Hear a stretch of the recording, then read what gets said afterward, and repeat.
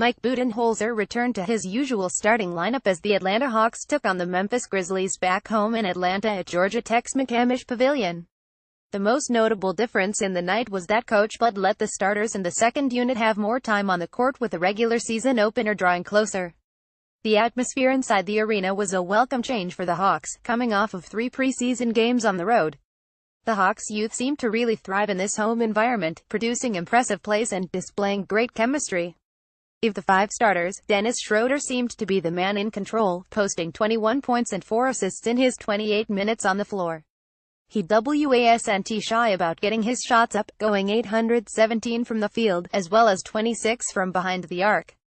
His dominance was noteworthy, but the others' contributions were also impactful. Taurean Prince had another very solid outing. In 27 minutes he put up 12 points, 5 rebounds, and 3 steals. He had the green light to shoot most of the game as well, but the productivity thereof wasn't too great. On the defensive end, however, he seemed much more comfortable and able. Ersan Ilyasova, Dwayne Dedmon, and Kent Bazemore all had quieter nights, but all were solid on both ends regardless, as Schroeder and Prince largely ran the show. Then it was Atlanta's bench brigade that really surprised and delighted Hawks fans. The highlight was Malcolm Delaney, who finished with 15 points and 5 assists in what was his best preseason game as of yet. He was able to find lanes to drive and either pop up for the shot and get fouled, or dish it out to the plethora of three-point shooters spread out on the floor. The other standout was Mr. John Collins. His assault on the rims around the league will be an exciting subplot to look for. His 6 points and 8 rebounds playing at center show promise for his opportunity to become a double-double machine once he gets more minutes in the regular season behind Dedmon. DeAndre Bembry and Mike Muscala also had very involved nights. Bembry posted 7 points, 3 rebounds, and 4 assists, while Muscala took home 12 points and grabbed 4 boards. Both players seemed to find their grooves, and their teammates were more than happy to let them have the ball and work their magic.